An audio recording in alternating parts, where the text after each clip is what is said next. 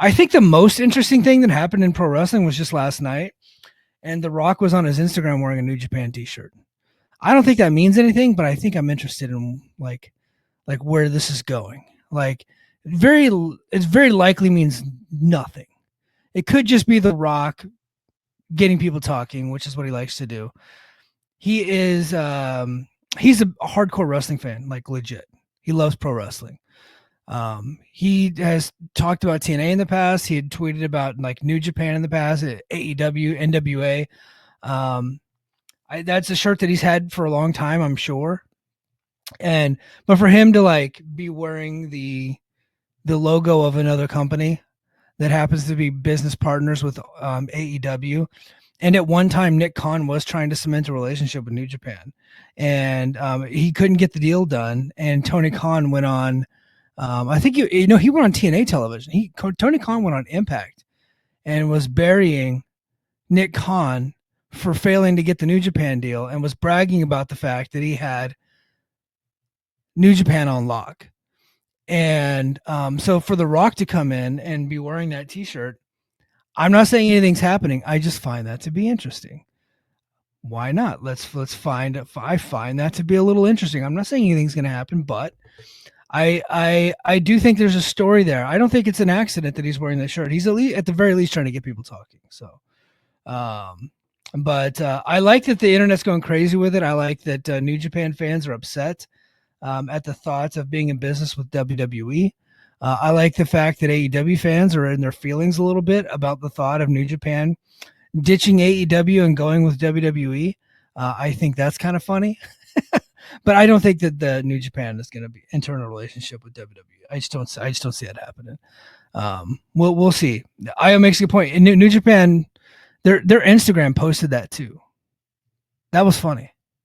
That's legitimately funny. I know some people without senses of humor can't find the humor in that. I can find the humor in it though. I think it's pretty wild the way people get their panties in a bunch with all this stuff.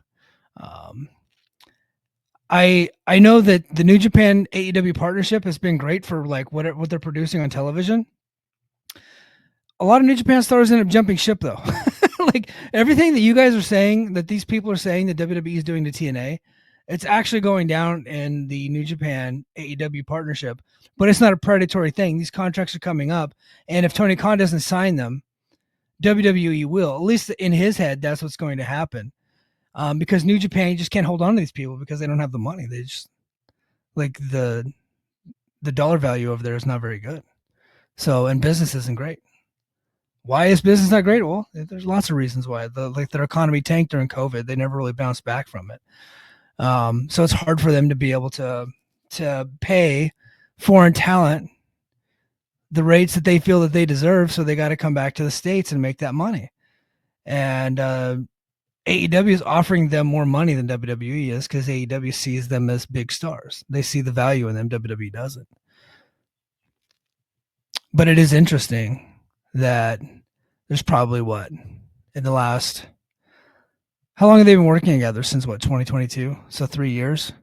If you just go back the last 3 years, how many stars AEW has signed off the New Japan roster? It's a lot. And if you go back, TNA and WWE working together for a year, how many stars TNA, WWE has signed off the TNA roster in the last year?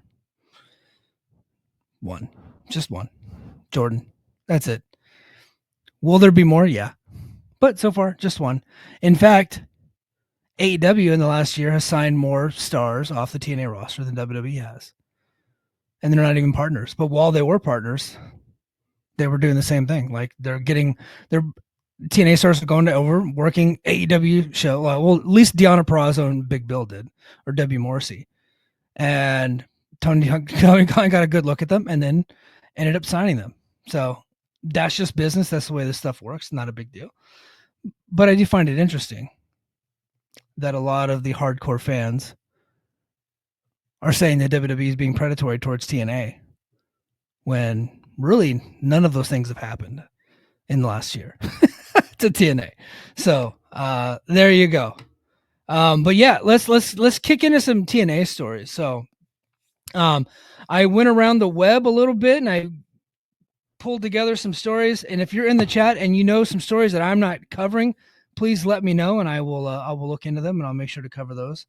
But TNA Unbreakable spotlights Chris Bay fundraiser. So they're rallying behind Chris Bay, who suffered a broken neck in a match last October, with a fundraiser branded Chris Bay All Day. A key component is a ticketed breakfast event on April 17th. And then of course the event is streaming on Unbreakable, streaming on TNA Plus. And then you can also do a Q&A with tag team champions Matt and Jeff Hardy, with Bay also slated to appear. All proceeds go directly to Bay's recovery. Additionally, during the Unbreakable TNA Plus special that night, wrestlers and staff will don special Bay merchandise with event-worn shirts auctioned to be auctioned on TNA's eBay page, again benefiting Bay.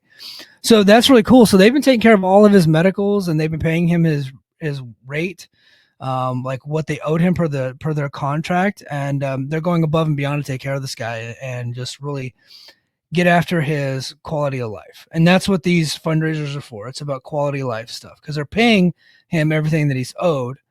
They're paying all the medical stuff, but now it's like, can we make this guy's life better until he's able to get back on his feet? So until he's able to maybe work again, who knows? So I think that's cool. And then obviously, like, Matt and Jeff being there as a part of that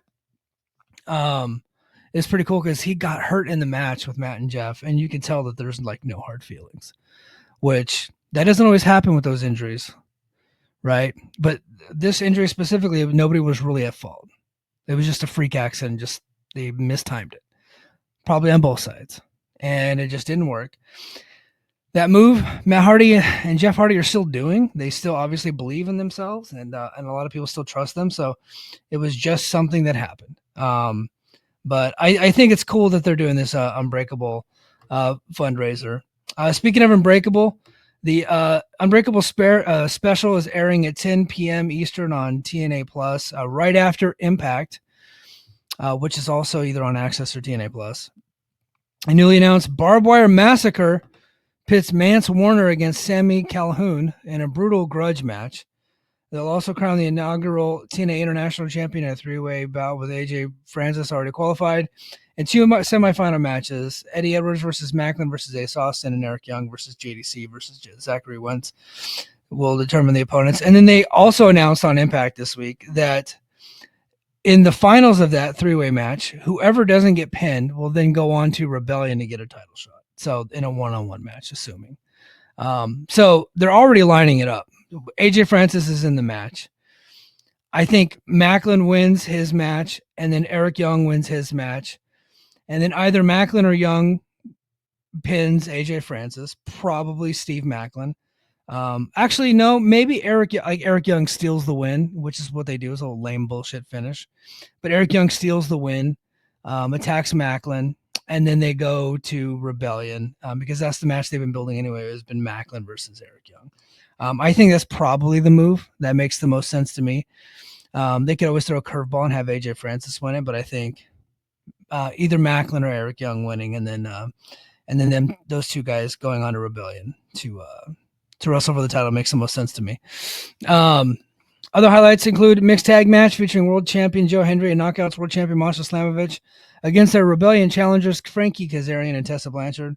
And then a six-man will see the Hardys and Mike Santana face the Nemeths, Nick and Ryan, and Mustafa Ali, serving as the Rebellion preview. And then, so that's the lineup right now for Unbreakable. What they didn't do, this very much looks like, outside of the Barbed Wire Massacre, it very much kind of looks like an Impact, to be honest with you. They didn't really do anything like special for this show outside of the Barbed Wire match. I was hoping that they would be pulling in some talent from maybe some like other companies, or like indie talent, or talent that they just haven't used in a long time, or international talent that just happens to be in the area. And I go back to that match that I thought was so cool. The Lucha Brothers versus RVD and Sabu. Like, how cool would it have been to see like the Hardy Boys versus Rob Van Dam and say Masato Tanaka, who I think is in town. Like that like stuff like that. That would be freaking cool. Masha Slamovich defending the title against and like a Japanese woman, right? And like a Joshi wrestler. That, I think that would be cool, right? Or even Tessa versus a Joshi wrestler. So something like that. And then bringing in like Japanese legends or bringing in Mexican legends. or legends in general, like just legends that happen to be around, and put either get them on the show, put them in matches, do stuff like that. Something interesting, cool, outside the box. And really, we just got your boring like tag matches to preview pay-per-view matches. Then, of course, you got the three-way tournament, which is not the first time they've done that. And so far, nothing on paper looks like it's going to get even remotely close to the match that they're all paying tribute to. I think that really the one that actually looks good on paper is Edwards versus Macklin versus Austin. But other than that, it's like, God, man, so far nothing is really meh. Nothing really significant's happening on Unbreakable. That doesn't mean it's not going to be a good show. It will be. I'm just like, man, you're going to have a big crowd that night and a lot of eyeballs on you because it's WrestleMania week. I really thought they should have went for it, and they're really just kind of doing something basic. My opinion, anyway. Rebellion. Oh, so for Unbreakable, sorry. Let me stick with Unbreakable for a sec. All floor seats have been sold out. So swig of coffee for the floor seats. They'll probably have like 2,000 or 3,000 people there. Again, which is why I'm like, maybe go above and beyond. Do something crazy. I get that they're selling the three-way tournament as like that's the big thing. They really should have brought in some heavy hitters for this